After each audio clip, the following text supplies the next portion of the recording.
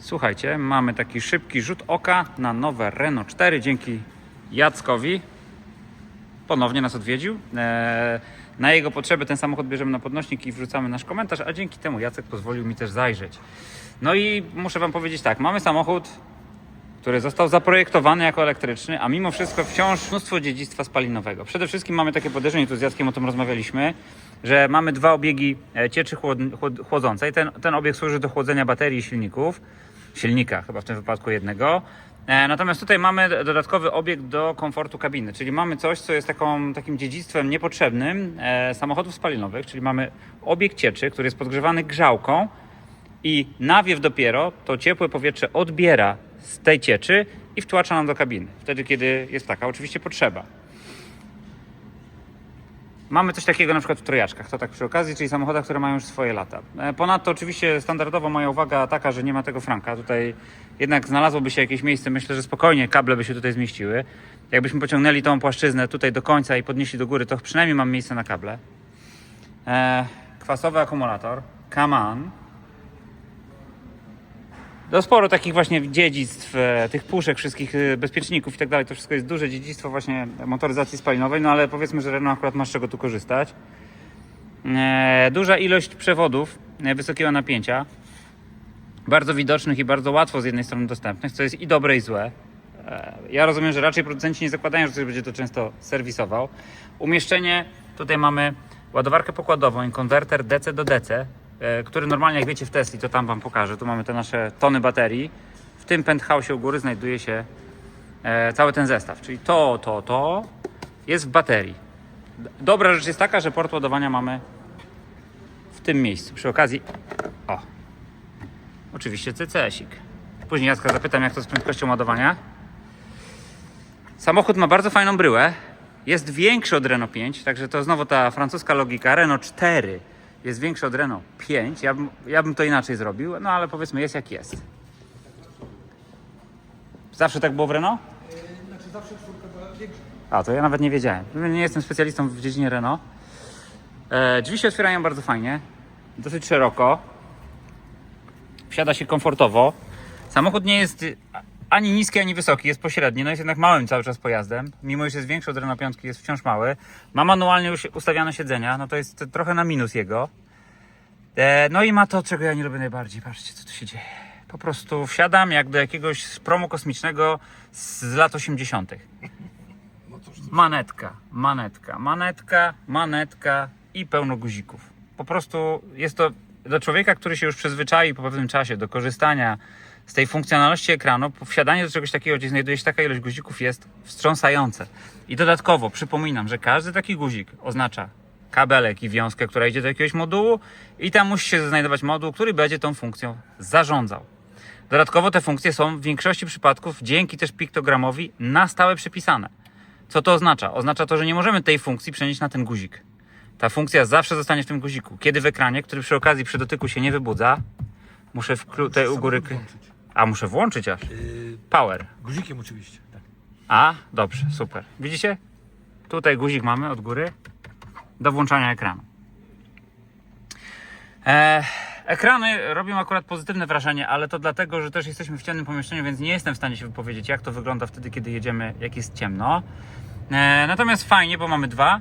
Mamy instrument cluster, który daje nam podstawowe informacje o jeździe, plus dodatkowe, tak? I możemy sobie zmieniać tryby jazdy. Mamy jakieś informacje z komputera pokładowego. Przy okazji zużycie, jak na europejski samochód, też tragedią nie jest. I to jest zima, przypominam, teraz mamy zimę. Dla tych, którzy będą oglądali za parę miesięcy ten materiał albo za parę lat. Jechałem zgodnie z przepisami. Z przepisami jechałeś zgodnie. Tak, cały czas. Jak zawsze. No, ale to tylko Jacek, jakbyś dopowiedział, zgodnie z przepisami to znaczy, jechałeś 90 czy 140? Nie, 120. A, no to Drogą S. no to ja miałem podobne spalanie Tesla Model Y. No to już... Model Y? Y, tak. Jest trochę większy. Trochę większy. Jeżeli chodzi o podsufitkę, wnętrze jest takie szare. Myślę, że Renault pewnie ma szerszą gamę tych wnętrz, natomiast pewnie wschodnia Europa dostała jakiś tam ograniczony zasób, albo no po prostu takie jest też u nas zapotrzebowanie. Natomiast są fajne smaczki, są przeszycia, są takie charakterystyczne wzory, kto miał Renault to pamięta, charakterystyczne wzory związane z Renault. Mamy tutaj, wyświetla nam się logo modelu, jest podświetlone. Podsufitka, taka jak w Renault 5, Z jednej strony wiadomo, że to jest bieda, bo to jest po prostu taki field, ale z drugiej strony fajnie to wygląda. Co prawda tutaj włoski gest, ale wygląda fajnie. Siedzenia też są w tym samym wzornictwie, czyli tutaj mamy taką kratkę i tutaj mamy taką kratkę, więc jest super. Konsola na szczęście nie za duża, co daje też pewną fajną swobodę. Ja też często o tym mówię, jak robię testy samochodów, że ja jestem w ogóle wrogiem takiej konsoli. I tutaj akurat Renault znalazło pewnego rodzaju kompromis, czyli ta konsola jest, ale ona jest tak nisko i tak wąska, że można sobie swobodnie rozłożyć nogi podczas jazdy. Zobaczcie. Mam rozłożone nogi i mam pełen komfort jazdy i korzystania z samochodu. To jest dosyć częste, że samochody, na przykład Tesla, chociażby, i tutaj skrytykuję Tesla Model Y i 3, mają tą konsolę dosyć wysoko i to klinuje nam ruch tutaj w bok nogą i ogranicza nam taką po prostu swobodę. A podłokietnik oczywiście malutki, to wszystko jest takie bardziej, powiedzmy, akcesoryjne, natomiast jest. Nie umiem się wypowiedzieć na temat trzasków, stuków. Jacku, jak to wygląda? Jest dobrze. Jest dobrze. Jest dobrze pod tym względem. Samochód był wiele razy zimny, po nocy minus 20 nawet. Nie, tu nie mogę narzekać. Okej, super, bardzo Ci dziękuję. I teraz tak, jeżeli chodzi o drzwi, to też znowu tutaj mamy takie fajne odniesienia do lat, nie wiem, 80., 90., jeżeli chodzi o samochody. Pewnie pamiętacie te pierwsze właśnie tapicerki wnętrza, które były w podobny sposób zrobione, z podobnych materiałów. I to jest moim zdaniem fajne, gdzieś dodaje tego ducha powrotu do tej prawdziwej siły europejskiej motoryzacji. Mam nadzieję, że to też się będzie później w ilościach sprzedanych pokazywało, bo na razie tutaj chyba nie możemy mówić o jakichś cudach. Tutaj mi trochę przypomina Fiata. Co to był za Fiat, którego testowaliśmy? Bardzo podobny jest pod tym względem. Fiat 600? Być może. Taki trochę jakby napompowany. Tu to wystaje, nie? Tak dość. Uszczelka. Znaczy uszczelka, ale w ogóle ten mocno wystaje do tyłu, nie? To są spasy. Czekaj. Ale to może mieć uzasadnienie tutaj akurat. Ja bym się tym specjalnie nie przejmował. Dużo większa rzecz, która mnie denerwuje w samochodach klasycznych, to jest to. Czyli klasyczna, wielka bułowata klamka. No tak. Z drugiej strony zwracam też uwagę, że w Chinach na przykład klamki wewnętrzne bez fizycznego połączenia zostały zabronione. Także gdzieś tu jest może jakiś kompromis. No to powiem Wam, gdyby z przodu siedział taki duży, rozłożysty człowiek, to tutaj z tyłu to pewnie by się tylko dziecko zmieściło. Także żeby podróżować na jakieś dłuższe dystanse, obawiam się, że ten samochód może być niewystarczająco dobry. No bo ja Wam powiem, że mi się siedziało komfortowo, dosyć i nawet bardzo komfortowo, jak miałem odsunięty ten fotel do końca. No ale wtedy tutaj się robi naprawdę ciasno. Także jest to samochód raczej miejski, podmiejski. Wydaje mi się, że na długie trasy, to już abstrahując od jego możliwości, jeżeli chodzi o przebieg, zasięg, no bo 53 kWh przy tym zużyciu energii to mamy 250-300 km max. Jeszcze jedna mała krytyka, jeżeli chodzi o obicia tylnych foteli. Właśnie między innymi z tego względu, że tutaj mamy blisko te fotele, przy okazji takie fajne wzorki. Ale to dla tych, co lubią takie smaczki. Natomiast tak, jeżeli chodzi o to obicie tutaj tej tylnej tapicerki, zwracam uwagę, że te fotele są bardzo blisko. Jeżeli będą nawet tutaj dzieciaki, to one będą tymi nóżkami tutaj napierdzielać i zdecydowanie lepiej, gdyby tu się znalazło plastikowe obicie, tak jak w większości samochodów, które testujemy. Na przykład chociażby w Tesli, która ciągle dla nas jest jakimś tam wzorcem. Plusik za relingi. Zobaczmy, co tu z tyłu się kryje. Jacku, to jest elektrycznie podnoszony, czy jak? Tak. O, zobaczcie. Mały plusik od razu za osłony do wsuwania różnych rzeczy. Ze stali kwasowej. One będą w momencie, kiedy będziecie tu wsuwać jakieś przedmioty, to będzie chroniło plastiki przed porysowaniem, także tu już plus. Plus za te schowki. Trochę minus, zaraz zobaczymy, co tu jest. Tu nic nie ma. Trochę zgubionego miejsca, które mogłoby się tu znaleźć, tak jak w Teslach, wiecie o tym. Wydaje mi się, że tutaj to miejsce można byłoby odzyskać, no bo bagażnik jednak no, ze względu chociażby na gabaryty samochodu duży nie jest, ale jest podświetlony. Pytanie, czy mamy outlet 12V, bo nie widzę. To powinniśmy mieć chyba, nie? Tutaj. Jest, o. Mamy outlet A tu 12V. masz takie te taśmy, które... Bagażowe taśmy. Tak, można wstawić na przykład płyn do spryskiwacza. No to dobra rzecz, dobre rozwiązanie. Może nie trzeba samemu kombinować. Bardzo fajna wnęka. I dodatkowo widzę, że ma wyciągany tę całą wanienkę. Także można sobie tu różne rzeczy wkładać i można je po prostu całościowo wyciągnąć później do czyszczenia, czy tam, nie wiem, do jakichkolwiek innych potrzeb. No i tu mamy całe okablowanie. Także to jest ok i to jest dobre rozwiązanie, znane z innych marek. Tutaj mamy płaską powierzchnię. Fotele mamy składane, natomiast nie mamy tego miejsca, przez które moglibyśmy przerzucić na przykład narty. Chociaż ten samochód pewnie też jakimś narciarskim mistrzem nie jest. Bardzo malutka tylna szyba. Jacku, przeszkadzało Ci to podczas jazdy? Zagłówki też. Zagłówki? Czyli zagłówki wycinają też z tej małej szyby jeszcze. Tak. Nawet ten środkowy. Zagłówki sporo zasłaniają szyby tylnej. A jeszcze do tego jest taka mała, także... To co, zamykamy, zobaczymy. Działa Leci. to też na... A, bo ma kick sensor. Tylko trzeba mieć ten kluczyk przy sobie. Cóż, Kartę. a, czyli samochód ma też kick sensor. Tak. Stylowa czwóreczka. Ten egzemplarz, tak. Dobrze, jeszcze sobie zobaczmy go tutaj. O, obręcze bardzo duże jak na taki samochód. Zaraz zobaczymy, co tu mamy. Sprawdzałeś w Świadku, co to jest za rozmiar? Tak. 18. 18. No to jak na takie małe autko to spoko, no bo 18 to jest najmniejszy rozmiar obręcza jak na przykład ma Tesla. Te nadkola, on taki powiedzmy dają mu terenową charakterystykę trochę. I opony są wielosezonowe. Wielosezon. Tak, ale to w ramach pakietu Extended Grip. Opony wielosezonowe plus więcej trybów jazdy. Ale to ogólnie powiem Ci, że to nie jest najgorsze, bo w Tesli na przykład, teraz jak odbieraliśmy Teslę w zimie, dostaliśmy opony letnie.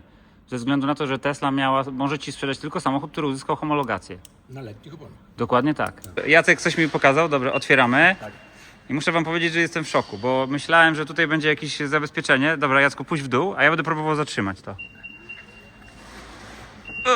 A tym razem poszło. Czy większa siła? Większa siła musi być, bo wcześniej mnie spychało w dół i żeśmy z Jackiem się śmiali, że to jest bardzo niebezpieczne, ale nie. Tym niemniej to wystaje. Ale krzywdy dłużej nie wyrządzi. Okej, opony wielosezonowe, tylko jeszcze wspomnę, że to moim zdaniem jest dobry pomysł do samochodu małego, podmiejskiego. Szczególnie w momencie, kiedy kupujemy nowy, to lepiej jest, żeby był homologowany na oponach wielosezonowych. Z tego względu, że taki samochód będzie sobie świetnie radził w warunkach dotychczasowych zim. Oczywiście ta zima, która w tym roku nas zaskoczyła, ona troszeczkę wykroczyła poza możliwości techniczne opon wielosezonowych, ale wciąż taka opona będzie lepsza od letniej. Bryła pojazdu fajna, taki, nie wiem jak to nazwać, mini crossoverek, trochę z lekkim zębem terenowym. Mimo że kanciak to agresywny i dodatkowo niesie ze sobą to, co ja nazywam taką charakterystyką producenta. Czyli jak patrzymy na ten samochód, to widzimy, że to jest Renault. Widzimy, że to jest Renault po lampach, oczywiście widzimy po logo, widzimy po tym użebrowaniu, które jest bardzo charakterystyczne i bardzo mocno też we wnętrzu widzimy, że to jest Renault. Także co, bierzemy go na podnośnik i tyle. Co prawda nie będę w stanie odbyć jazdy miejskiej, ale przynajmniej będę mógł wjechać na podnośnik. Długo się dosyć włącza. Jedzie czy nie jedzie? Nie jedzie. A, power, tak? O! Włączył się.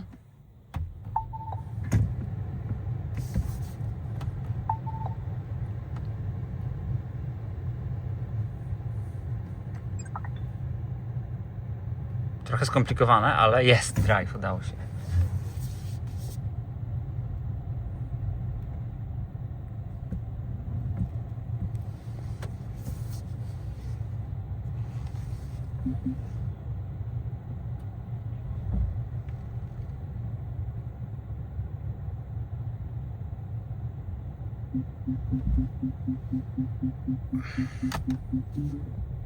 Dobrze, udało mi się ustawić na neutral, wysiadam, a Żenia go wrzuca na podnośnik. Tutaj jeszcze zobaczcie, jak wygląda podświetlone logo z przodu. Zaraz wrzucamy z auto na podnośnik. No i mamy renóweczkę, która leci w powietrze.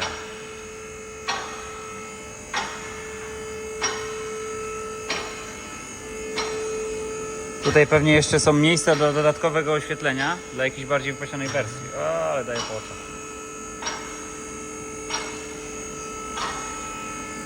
Ultrasoniczne czujniki, brak kamery z przodu, tu pewnie radar. Jest kamera z tyłu, ale słabej jakości. No to było widać. Ale powiem Ci, teraz czekaj, włączę tylko oświetlenie sobie dodatkowe, że tak pod spodem to tragedii nie ma, jak na taki tani samochodzik. Mam nadzieję, że tani. Ile on kosztuje? No to wersja 161 500. Kurczę, to Ale drożej jest to jak max wersja. To jest maksymalnie wypasiona wersja tego auta. To jest max? Plus jeszcze opcje, czyli koło 170. Zobacz na półosie, jak skorodowały. Uuu. Co ja mogę powiedzieć? Płasko jest dobrze. I zobacz, też przyłożono wagę do tego, żeby tutaj osłonić te wszystkie elementy, żeby nam się brud nie dostawał na baterię. Bateria jest malutka w ogóle. Tak naprawdę bateria zajmuje tutaj tą przestrzeń, dotąd tylko. Tylko? Tak, tak mi się wydaje. 52 kWh. No i Netto. Lifepo pewnie. I tutaj też odrobiono lekcję, zobacz. To, o czym wiele razy rozmawialiśmy, Jacek, popatrz. Tył, że tutaj mamy to wszystko już pozasłaniane tak, że jak to zawieszenie idzie w górę, to nam się robi linia prosta. No i na wahaczach, nie? Tak, wielowahaczówka. Czy można pochwalić konstruktorów? Można pochwalić, że przynajmniej tak zrobili jakiś taki... Tam widać jak bateria mocowana. Niestety tu jest dużo przestrzeni zmarnowanej. Sobie możesz tam, Jacku, zajrzeć. Ale tutaj? Tak. Ale pozasłaniali. Tak. Przynajmniej. Ale miejsca jest... Chyba jednak to nie jest do końca taka super konwersja. W sensie to nie jest taki samochód stricte zaprojektowany jako elektryczny, bo te mocowania one są ewidentnie akcesoryjne. Myśmy to widzieli, też już robiliśmy testy dla różnych producentów samochodów elektrycznych. Tutaj. Nie mogę się powoływać niestety na nazwy. I tu widzieliśmy już takie różne właśnie specyficzne mocowania, które dostosowywały baterie do kształtu nadwozi czy tam podwozi samochodów stricte spalinowych. Więc to raczej, mimo tego co twierdzi Renault, uznałbym, że to w jakimś kontekście jest na pewno konwersja. Z tyłu hamulce tarczowe, proste, niewentylowane, zaciski hybrydowe, elektryczno-hydrauliczne, oczywiście z funkcją zacisku parkingowego, zawieszenie wielowahaczowe, korodujące po chińsku, nie po europejsku. Ale to znowu, pamiętajcie, to są bardzo silne odlewy żeliwne, to nie jest nawet aluminium. Więc to, zanim to przekoroduje, to będzie trwało więcej lat niż ten samochód będzie jeździł po drogach. Nie można się doczepić za bardzo do zawieszenia, nie jest to jakaś tragedia. Fajnie by, gdyby tu się tylny silnik znalazł, bo moim zdaniem jest na to miejsce właśnie. Może kiedyś zrobią. Może zrobią, bo powinni moim zdaniem. Jeżeli to ma być wersja wypasiona, fajne takie, tutaj mamy pytanie, czy to możemy otworzyć. Bo trzeba byłoby te dwa wpiąć w spód i to wtedy schodzi, wtedy mogliśmy tam zajrzeć. No dobra, nie będziemy tego na siłę robić, bo to samochód testowy, nowy, coś złamiemy i będzie wstyd. Wstyd i jeszcze do tego jakieś konsekwencje mogą być. Nie dadzą następnego. No nie raz do następnego. Zobaczcie, jakie fajne miejsca do podnoszenia też przy okazji. To co mówiłem na ostatnim filmie związanym z czyszczeniem chłodnic. Zobaczcie, każdy samochód elektryczny ma takie specjalne miejsca. I tutaj w Renault akurat też pomyślano lepiej nawet niż w Tesli, bo korzystając z tych punktów możemy podnosić samochód i możemy demontować baterię. W Tesli się nie da tak.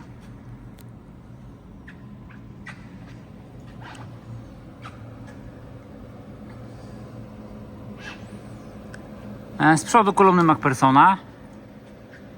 Niestety to, czego nie lubię w samochodach europejskich, chyba też w chińskich bardzo często, czyli zobaczcie, wszystko mamy jak na talerzu.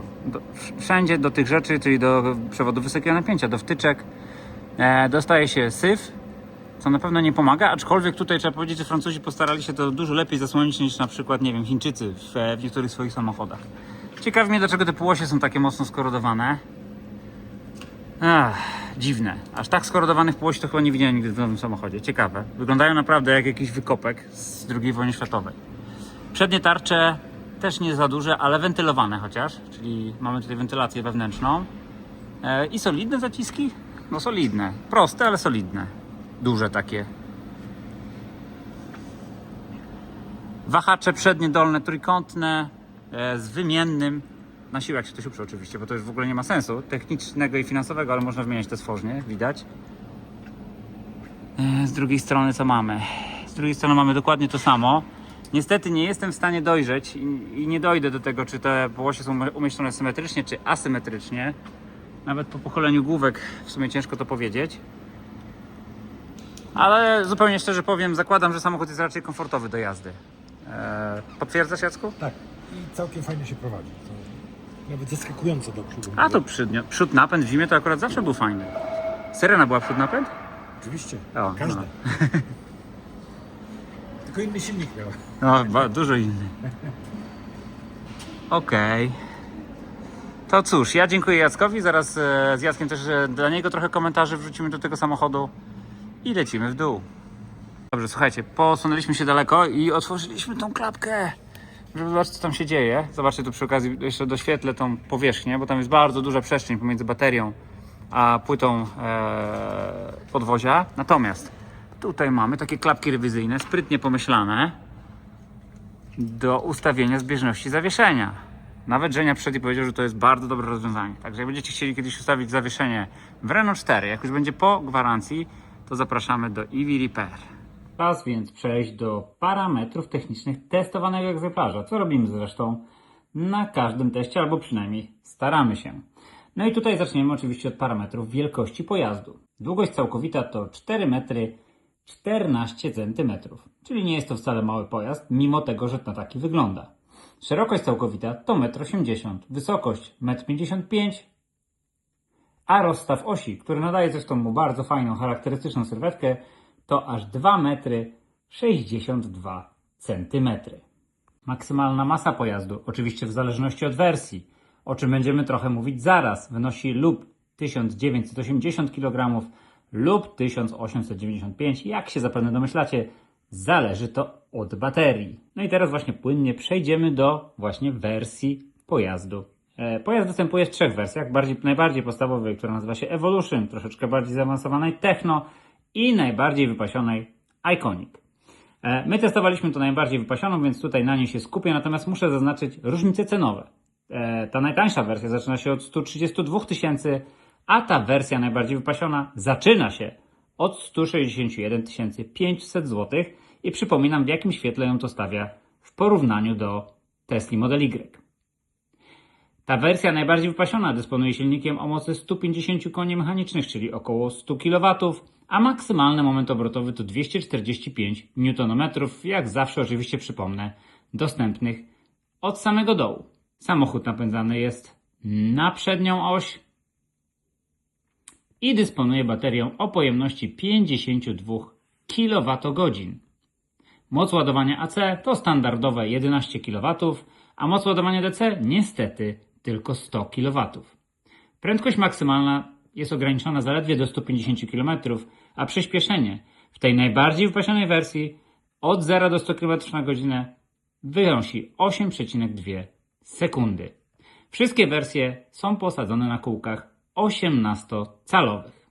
Generalnie ujmując, bryła pojazdu jest bardzo charakterystyczna dla producenta i miła dla oka, więc ciężko powiedzieć, że jest to brzydki samochód. Natomiast patrząc na jego parametry, na wyposażenie wewnętrzne, uważam, że ten samochód jest troszeczkę za wysoko wycenowany.